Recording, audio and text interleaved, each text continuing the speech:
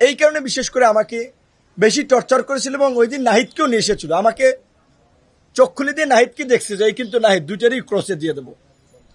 নাহিদের হয়তো আমাকে দেখাইছে চোখ বেঁধে, ওকে ও বুঝতে পারেনি, আমি বুঝতে পারিনি, কিন্তু আমাদেরকে যে ক্রসে দিয়ে দেবে এরকম ভাবে যে কত শত শত মানুষ ক্রস মারে দিয়ে দিচ্ছে, চোখ মতো দু একটা দিলে কি হবে, তাদের আচরণটা এরকম ছিল। আমাকে 18ই জুলাই ভোর রাতে বা মধ্যরাতে 3টা কি 3:30টার দিকে আমাকে তুলে নিয়ে যাওয়া হয়। আমি তো আমার ছোট বাচ্চা আমার কাপড়ে প্রস্রাব করে দিয়েছিল, আমার কাপড়টা ভিজা। আমি বলেছিলাম যে ভাই আমি কাপড়টা চেঞ্জ করে যাই। চিলে যেমন শিকার করে ঠিক অমনি ভাবে গেঞ্জি এখানে আমাকে একেবারে চ্যাংদোলা করে আমাকে টেনে হেসছে নিচে নামালো। আমার বাচ্চা প্রস্রাব করার কাপড়টা পর্যন্ত আমাকে চেঞ্জ করতে দিল, আমার পায়ের জুতাটা পর্যন্ত আমাকে নিতে দেয় নাই। কিন্তু গাড়িতে উঠেই এই জম টুপি বলে যেটা, কালো টুপি পরাইলো, হাই সাউন্ডে মিউজিক গাড়িতে। জিজ্ঞাসাবাদের জন্য সকালবেলা খাওয়ার পরে নিয়ে গেল। কারণ হচ্ছে আমি নাহিদ এবং সার্জিসের সাথে ফোনে আলোচনার পরে ওদেরকে বলেছিলাম যে এই 8 দফা দেওয়া যায়। তখন বলছিল যে ভাই আপনি একটু লিখে পাঠান। আমি মেসেজ করে পাঠাইছি।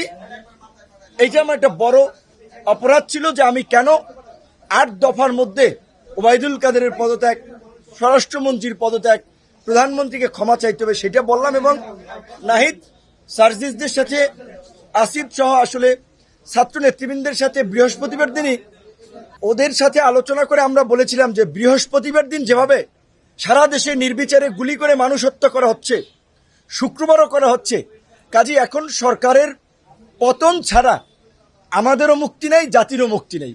কাজী নির্বিচারে গুলি, শান্তিপূর্ণ সমাবেশে নির্বিচারে গুলি চালিয়ে ঘাতক সরকারের পদত্যাগই এখন গণদাবি। এটা তো ওভার ফোনে আলোচনা করতেছিলাম, যেহেতু হোয়াটসঅ্যাপ বন্ধ, এই কনভারসেশনগুলো তাদের ছিল। এই কারণে বিশেষ করে আমাকে বেশি টর্চার করেছিল এবং ওই দিন নাহিদকেও নিয়ে এসেছিল। আমাকে চোখ খুলে দিয়ে নাহিদকে দেখছে যে এই কিন্তু নাহিদ দুইটারই ক্রসে দিয়ে দেবো।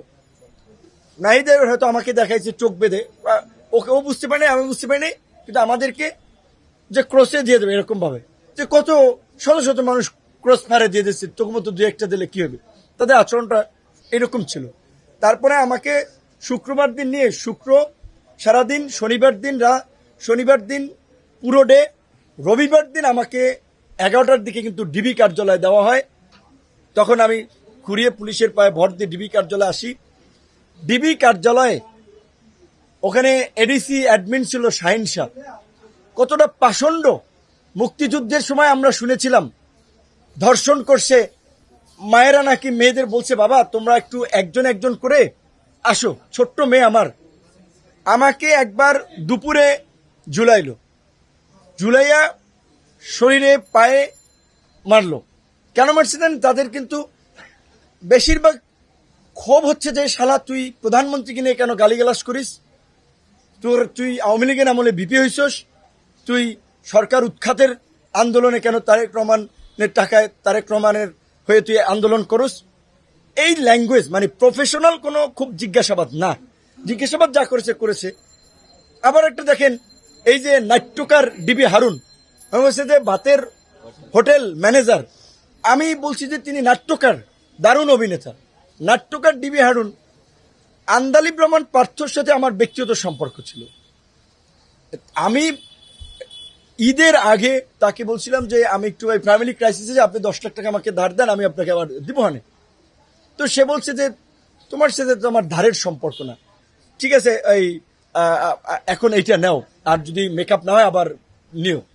সে 4 লাখ টাকা ধার, মানে আমাদের একটা ব্যক্তিগত সম্পর্কে যে ঈদের আগে সেইটারে বানাইছে 64 লাখ টাকা দিছে নাকি, এবং কত ধরনের রংচং মাখাই প্রচার করবে।